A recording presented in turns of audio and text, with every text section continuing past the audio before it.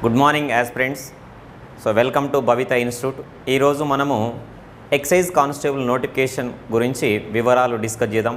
మొత్తం సమాచారం, excise constable ఎన్ని ఉద్యోగాలు పడ్డాయి, సిలబస్ ఏమేమి ఉంటుంది, ఎన్ని మార్క్స్ అయితే క్వాలిఫై అవుతాము, హైట్ ఎంత ఉండాలి, ఫిజికల్ ఈవెంట్స్ ఎంత ఉండాలి, అన్నీ కూడా మనము ప్రతి ఒక్కటి క్షుణ్ణంగా వివరించడం జరుగుతుంది. ఇంకేమైనా సమస్యలు కావాలనుకుంటే కామెంట్ బాక్స్లో చేస్తే నేను సమాధానం చెప్తుంటాను వాటికి, సమస్యలకి, ప్రాబ్లమ్స్ ఉంటే. మొదటగా మనకు నిన్న వచ్చిన నోటిఫికేషన్లో మొత్తం ఉద్యోగాలు 614 మొత్తం కలిపి 614 ఉద్యోగాలు. ఈ 614 ఉద్యోగాలని జోనల్ వైజ్గా విభజించడం జరిగింది. మొత్తం ఇందులో 7 జోన్లు ఉన్నాయి. మన రాష్ట్రాన్ని 7 జోన్లుగా విభజించడం జరిగింది. జోన్ 1 CD1 కాంటీజియస్ డిస్టిక్ అని, కాంటీజియస్ డిస్టిక్ 1 అంటే zonal 1, zone 2, zone 3, zone 4, zone 5, 6, 7. ఉదాహరణకి మనం జోన్ 5 తీసుకున్నాం అనుకోండి. జోన్ 5 ఇది యాదాద్రి జోను. ఈ యాదాద్రి జోను 5వ జోన్ మనము పరిగణిస్తాము. ఇందులో 4 జిల్లాలు ఉన్నాయి. ఫర్ ఎగ్జాంపుల్ నల్గొండ, సూర్యాపేట్, యాదాద్రి భువనగిరి, అదేవిధంగా జనగాం. ఈ 4 జిల్లాలు కలిపి 5వ జోన్లో పొందుపరచడం జరిగింది.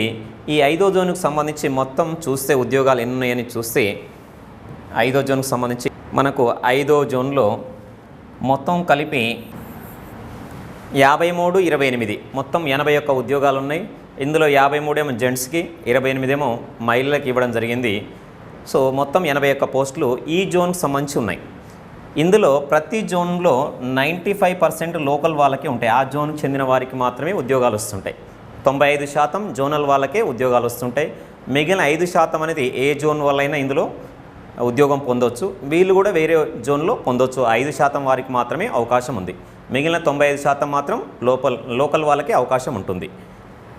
అదేవిధంగా చూస్తే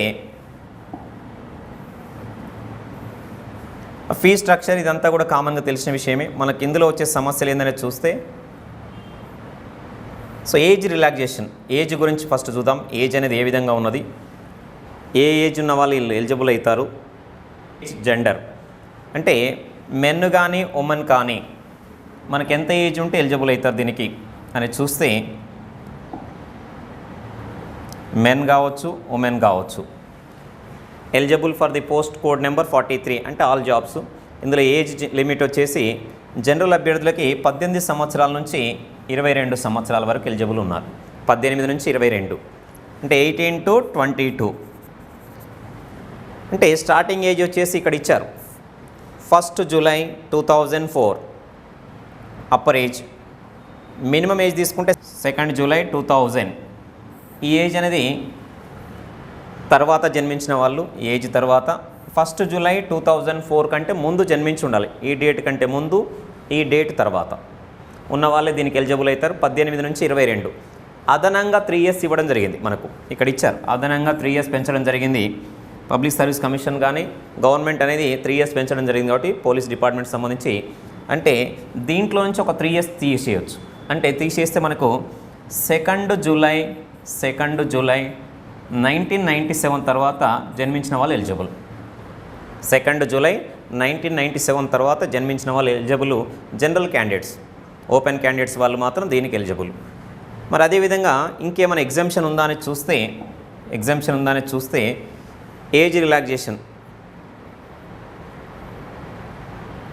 ఉమెన్ ఎవరైతే ఉన్నారో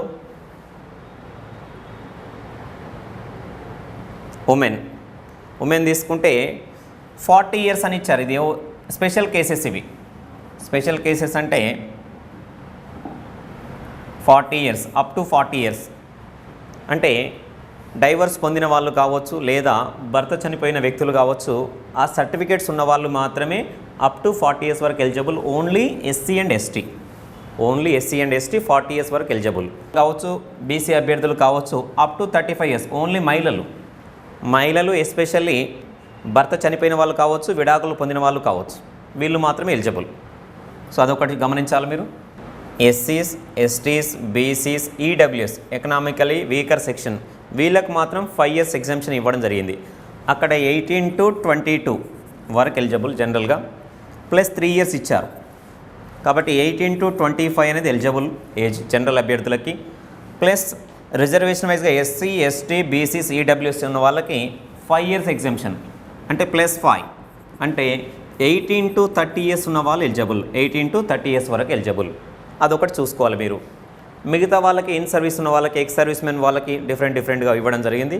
అంటే ఓపెన్ అభ్యర్థులు 18 to 25 ఎలిజిబుల్.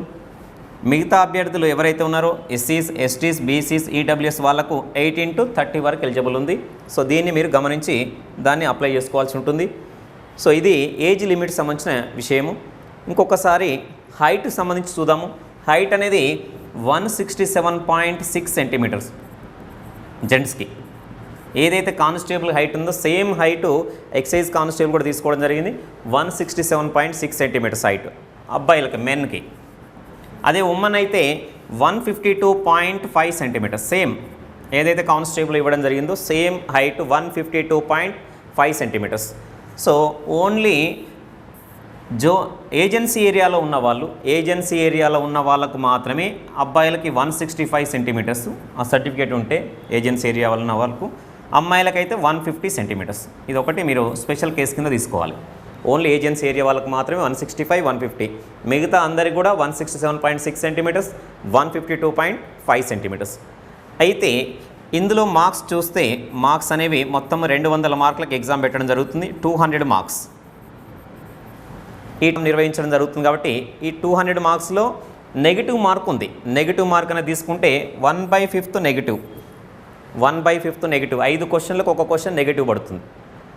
సో 1/5 లేదా 20% నెగిటివ్. 20% 20% నెగిటివ్ మార్క్ ఉంది. అందరూ కూడా క్వాలిఫై కావాల్సిందే. ఇందులో క్వాలిఫైయింగ్ ఎగ్జామ్ ఇచ్చాము. ఈ క్వాలిఫైయింగ్లో అందరికీ కూడా 30% మార్క్స్ రావాలి. 30% అంటే 200కి 60 మార్కులు రావాలి. 30%. 100కి 30, 200కి 60 మార్కులు రావాలి. వాళ్ళు మాత్రమే ఫిజికల్ ఈవెంట్స్కి ఎలిజిబుల్ అవుతారు. సో ఇందులో రిజర్వేషన్ ఏం లేదు, అందరికీ కూడా 30%. సో 30% అంటే 60 మార్క్స్ అవుట్ ఆఫ్ 200. దీనికి తోడు నెగిటివ్ మార్క్ ఒకటి ఉంది, చూసుకోవాలి మీరు. నెగిటివ్ మార్క్ 1/5 లేదా 20%. దీన్ని బేస్ చేసుకొని మనకి ఈవెంట్స్ నిర్వహించడం జరుగుతుంది. ఈవెంట్స్ అనేది తీసుకుంటే మనకు ఈవెంట్స్ అబ్బాయిలకు తీసుకుంటే 1600 మీటర్స్ 1600 మీటర్లు 7 నిమిషాల 15 సెకండ్లో పరిగెత్తాలి. 7 నిమిషాల 15 సెకండ్లు. సో 1600 మీటర్లు అబ్బాయిలకి. అమ్మాయిలకు తీసుకుంటే 800 మీటర్లు. ఈ 800 మీటర్లు అనేది అమ్మాయిలు 5 నిమిషాల 20 సెకండ్లో పరిగెత్తాలి. 5 నిమిషాల 20 సెకండ్లు అమ్మాయిలకైతే 800 మీటర్స్, అబ్బాయిలకైతే 1600 మీటర్స్. సో ఇవి క్వాలిఫై కావాలి 100%. దీనితో పాటు లాంగ్ జంప్ అదేవిధంగా షార్ట్ పుట్, ఇవి క్వాలిఫై అయిన వాళ్ళకి మెయిన్స్ ఎగ్జామ్ నిర్వహించడం జరుగుతుంది. సో 800 అమ్మాయిలకైతే లాంగ్ జంప్, షార్ట్ పుట్, అబ్బాయిలకైతే 1600 లాంగ్ జంప్, షార్ట్ పుట్. ఇది క్వాలిఫై అయిన వాళ్ళకి మాత్రమే మెయిన్స్ ఎగ్జామ్ నిర్వహించడం జరుగుతుంది. మళ్ళీ మెయిన్స్ ఎగ్జామ్ వచ్చేసి 200 మార్కులకు ఉంటుంది. 200 మార్క్స్. ఇందులో నెగిటివ్ మార్క్ లేదు. నెగిటివ్ మార్క్ అనేది లేదు మెయిన్స్లో. కేవలం ప్రిలిమ్స్లో మాత్రమే నెగిటివ్ మార్క్ అనేది ఉన్నది. మెయిన్స్లో మాత్రం నెగిటివ్ మార్క్ లేదు. దీన్ని మీరు అబ్జర్వ్ చేయాలి. సో ఇక్కడ కాకపోతే ఏంటంటే మినిమం క్వాలిఫైయింగ్ మార్క్ ఉంది మెయిన్స్లో. మినిమం 40% అయితే ఓపెన్ అభ్యర్థులు క్వాలిఫై కావాలంటే 40% మెయిన్స్లో. మిగతా బీసీ అభ్యర్థులు అయితే 35%, ఎస్సీ ఎస్టీ అభ్యర్థులు అయితే 30%.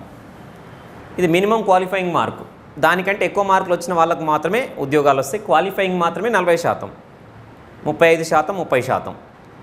కాబట్టి ఇది మెయిన్స్లో మాత్రమే ఉంది. మెయిన్స్లో మనకు ఎటువంటి నెగిటివ్ మార్క్ లేదు కాబట్టి అది కూడా చూసుకోవచ్చు. ఈ పోస్టులు అనేవి మొత్తము జోనల్ వైజ్గా డివైడ్ చేయడం జరిగింది. ఇంతకుముందుకేమో ఈ ఎక్సైజ్ కానిస్టేబుల్ అనే నోటిఫికేషన్ని Telangana state public service commission conduct చేసేది, టీఎస్పీఎస్సీ కండక్ట్ చేసేది. Telangana state public service commission నిర్వహించేది ఈ ఎగ్జామ్ని. అప్పుడు దాన్ని వాళ్ళు నిర్వహించేది. ఇప్పుడు ఈ మధ్య కాలంలో దీన్ని TSL-PRBకి కనెక్ట్ చేయడం జరిగింది. TSL-PRB Telangana state level police recruitment బోర్డుకి అప్పచెప్పడం జరిగింది. కాబట్టి ఈ ఎక్సైజ్ కానిస్టేబుల్ ఏవైతే ఈవెంట్స్ కానీ ఎగ్జామ్ కానీ మొత్తం కూడా TSL-PRB నిర్వహిస్తుంది. ఇదొకటి మీరు అర్థం చేసుకోవాలి. సో టీఎస్పీఎస్సీ నుంచి TSL-PRBకి రావడం జరిగింది. ఎక్సైజ్ కానిస్టేబుల్లో సిలబస్ ఏ విధంగా ఉంది, ఏ సిలబస్కి ఎంత మార్కులు, ఎన్ని మార్కులు రావచ్చు అనేది మనం డిస్కస్ చేయడం జరుగుతుంది. ఈ సిలబస్ని 8 రకాలుగా విభజించడం జరిగింది, 8 పార్ట్స్గా. అందులో మొట్టమొదటిది ఇంగ్లీష్ ఇచ్చారు, రెండవది అర్థమెటిక్, మూడవది general science, history of India, Indian culture, Indian national movement, అదేవిధంగా principles of geography, Indian geography, polity, economy, current events of national and international events, test of reasoning or mental ability reasoning, concepts of pertaining to the state of Telangana ఉద్యమం. 8 భాగాలకు విభజించడం జరిగింది. యావరేజ్గా మనం తీసుకుంటే సుమారుగా 8 × 25 మార్కులు తీసుకున్న దాదాపు 200 మార్కులు. ఒక దాంట్లో ఎక్కువ రావచ్చు, ఒక దాంట్లో తక్కువ రావచ్చు. కాబట్టి మనం జనరల్గా 8 × 25 తీసుకున్న 200 మార్కులకి ప్రిలిమినరీ ఎగ్జామ్ నిర్వహించడం జరుగుతుంది. ఇందులో ముఖ్యంగా మనం చూసుకోవాల్సింది ఏంటంటే ఈ ఎగ్జామ్ అనేది ఇంగ్లీష్ అండ్ తెలుగులో ఉంటుంది. ఎగ్జామ్ ప్యాటర్న్ అనేది మీరు అప్లై చేసుకునేటప్పుడే చూసుకోవచ్చు. తెలుగు మీడియం వాళ్ళకి English and Telugu, Urdu medium వాళ్ళకి ఇంగ్లీష్ అండ్ ఉర్దూ. మీరు కావాలనుకుంటే ఇంగ్లీష్ అండ్ తెలుగులో ఉంటుంది పేపరు, ఇంగ్లీష్ అండ్ ఉర్దూలో ఉంటుంది. సో 2 భాషలు మనకు ఎగ్జామ్ 3 భాషలు నిర్వహిస్తాం, కానీ 2 పేపర్లు ఉంటాయి మనకు, English and Telugu, English and Urdu. అయితే మనకి ఇంగ్లీష్ అనేది తీసుకుంటే ఇంగ్లీష్లో ఏమేమి గ్రామర్ ఉంది మొత్తం కూడా డిస్కస్ చేయాల్సి ఉంటుంది, చదవాల్సి ఉంటుంది. మీరు ఇంగ్లీష్ నుంచి దాదాపు 20 నుంచి 25 మార్కులు రావచ్చు. అర్థమెటిక్ తీసుకుంటే మనకు దాదాపు 25 మార్కుల వరకు రావచ్చు. 25 మార్కుల మినిమము అర్థమెటిక్లో నుంచి. సో సంఖ్యా వ్యవస్థ నుంచి మెన్సురేషన్ వరకు ఏది తీసుకున్నా కూడా 25 మార్కులు. జనరల్ సైన్స్, ఈ జనరల్ సైన్స్ అంటే కొంతమంది డౌట్ వస్తుంది, ఇలా ఏమేమి ఉంటాయంటే physics, chemistry, bioscience, science and technology, ఇవన్నీ కలిపితే జనరల్ సైన్స్ అంటాం మనం.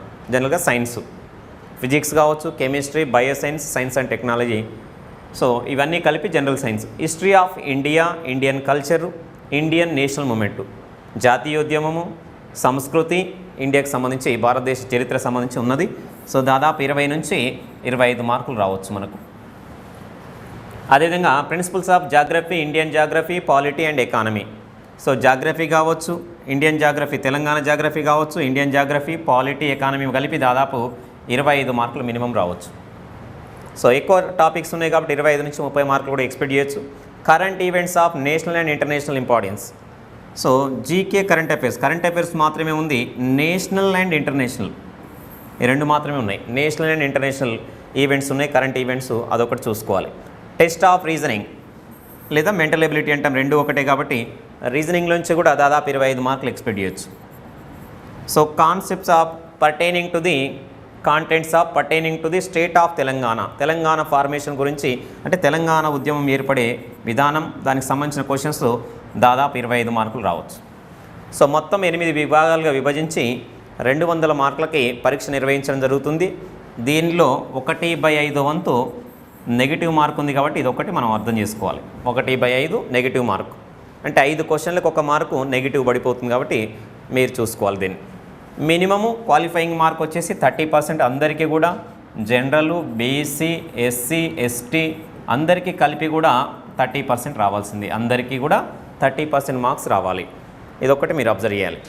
ఇది క్వాలిఫై అయితేనే మనకు ఈవెంట్స్ నిర్వహించడం జరుగుతుంది. ఇది మనకు ప్రిలిమినరీగా ఉండే టెస్ట్ ఇది. సో మెయిన్స్ వచ్చేసి మనకు పరీక్ష మళ్ళీ 200 మార్కులకు ఉంటుంది. 200 మార్కులకి 200 మార్క్స్కి ఈ 200 మార్క్స్కి మళ్ళీ 9 విభాగాలుగా విభజించడం జరిగింది. ఇందులో కొత్తగా వచ్చేది ఏంటంటే personality test, ethics and sensitivity, gender, weaker section సంబంధించి మనకు ఒకటి పెట్టడం జరిగింది, పర్సనాలిటీ టెస్ట్ అని. సో ఎథిక్స్ విలువలు, ఎథిక్స్ అండ్ వాల్యూస్ అని ఒక సబ్జెక్ట్ తీసుకున్నారు ఇందులో. కాబట్టి యావరేజ్గా దాదాపు 20 నుంచి 25 మార్కులు రావచ్చు ఒక్కొక్క పార్ట్లో నుంచి. 20 నుంచి 25 మార్కులు, మొత్తం 200 మార్క్స్కి ఎవరైతే హైయెస్ట్ మార్క్స్ పొందుతారో వాళ్ళు మాత్రమే విజేతలుగా ఉంటారు. సో ఇందులో కాకపోతే ఏంటంటే జనరల్ అభ్యర్థులకి మినిమం 40% మార్కులు రావాలి. 40% అంటే 80 మార్క్స్ 200కి. ఇందులో నెగిటివ్ మార్క్ లేదు. మెయిన్స్లో నెగిటివ్ మాత్రం లేదు. 80 మార్కులు రావాలి. బీసీ అభ్యర్థులకైతే 35% అంటే 200కి 70 మార్కులు రావాలి. 100కి 35, 200కి 70 మార్కులు. ఎస్సీ ఎస్టీ అభ్యర్థులకైతే 30% మార్క్స్ రావాలి, 30%, అనగా 60 మార్కులు రావాలి 200కి. ఈ విధంగా వచ్చిన వాళ్ళు మినిమం క్వాలిఫై అయితేనే ఎలిజిబుల్ అవుతారు. మినిమం క్వాలిఫై తోటి మనకు ఉద్యోగం అయితే రాదు. ఎవరైతే 200కి ఎక్కువ మార్కులు పొందుతారో టాప్లో వాళ్ళు మాత్రమే జాబ్కి సెలెక్ట్ అవుతారు. కాబట్టి ఇక్కడ కొత్తగా వచ్చిన సిలబస్ ఒకటే ఈ పర్సనాలిటీ టెస్ట్ అనేది ఒకటి చూసుకుంటే సరిపోతుంది. ప్రిలిమ్స్లో ఏవైతే ఉన్నాయో English, arithmetic, general science, history, Indian history, principles of geography, polity అన్ని, current events, test of reasoning, Telangana movement ఇవన్నీ కూడా కామన్గా ఉన్నాయి. ఒకటి మాత్రమే అడిషనల్గా ఉంది. కాబట్టి ప్రిలిమ్స్ గట్టిగా చదివితే మనకు మెయిన్స్లో ఈజీగా ఉంటుందనేది ఒకటి గుర్తించాలి మీరు అభ్యర్థులు. సో ఈరోజు మనము ఎక్సైజ్ కానిస్టేబుల్ నోటిఫికేషన్ సంబంధించి మొత్తం వివరించడం జరిగింది. అందులో ఏమైనా మీకు డౌట్స్ వస్తే మళ్ళీ ఒకసారి కామెంట్ బాక్స్లో కామెంట్ చేయండి. సో ప్రతి ఒక్కదానికి మనం డౌట్స్ క్లారిఫై చేద్దాం. ఇంకేమైనా సమస్యలు ఉంటే అప్లై చేసే వరకు నేను టచ్లో ఉంటాను. మీకు ఏమైనా డౌట్స్ ఉంటే కూడా రెక్టిఫై చేయడం జరుగుతుంది.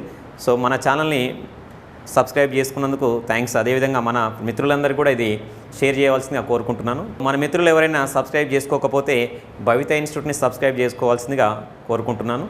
Thank you.